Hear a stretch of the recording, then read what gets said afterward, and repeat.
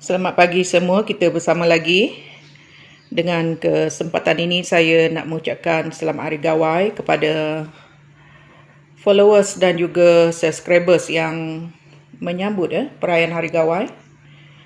Dan terima kasih kerana support Peter B Channel selama ini.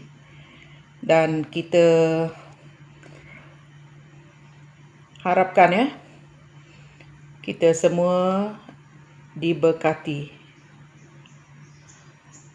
Dan pagi ni saya nak buat jeruk mempelam. Sekarang ialah musim mempelam dan juga mangga Ini buah mempelam yang baru saya beli. Di tempat saya 1 kilo RM10 Kalau dia guna tompok RM5, maksudnya 500 gram satu tompok. Dan bahan lain yang saya nak campurkan nanti ialah samboy putih dan yang merah, cili, gula. Saya tidak masukkan garam sebab samboy putih ianya masin. Dan saya akan bubuh air yang sudah dimasak. Ini dia.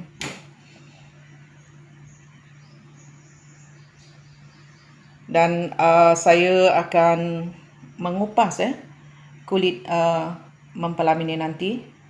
Ada orang dia tak kupas, tapi saya lebih suka kalau kita kupas kulit yang hijau tu sebelum kita jeruk, guys. Kita lihat hasil dia nanti. Ini buah mempelam yang sudah saya kupas. Saya buang kulitnya dan saya cuci dengan garam untuk membuang getah. Dan saya akan masukkan gula. Campurkan dengan gula.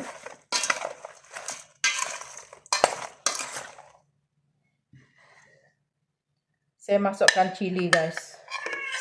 3, 4, 5, 6 biji.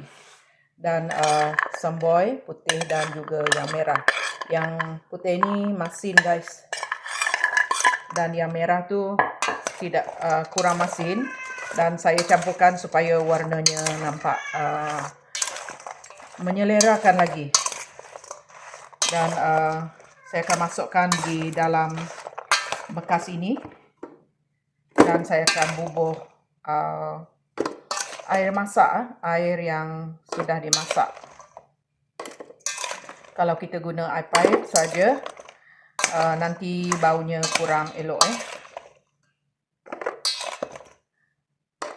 Jadi cili saya tidak potong supaya kurang lagi pedas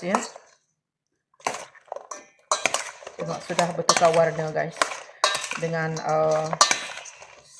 samboy yang warna merah tadi.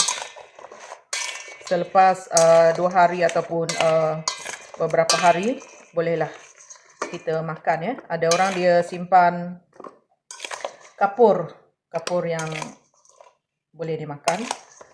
Tapi saya tidak masukkan kapur air kapur. Saya hanya cuci dengan garam tadi. Banyak, guys. Harap dapat masuk semua. Musim buah masam sekarang. Selepas ni nanti agak kayangan juga harga dia, guys, kalau kita beli. So kita bila musim buah-buahan ini, buah masam ini, kita ambil kesempatan untuk buat jeruk dan kita simpan dalam peti sejuk dan boleh kita makan bila kita nak makan untuk pembuka selera. Wow, syukur dapat habis.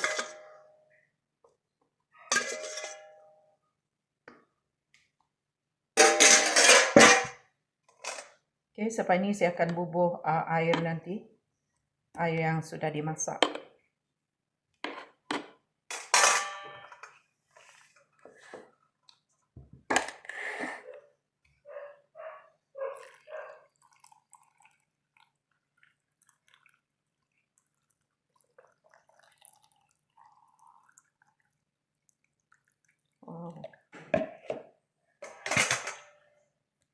dapatlah bosku bawa ke tempat kerja nanti untuk pembuka selera sewaktu makan tengah hari.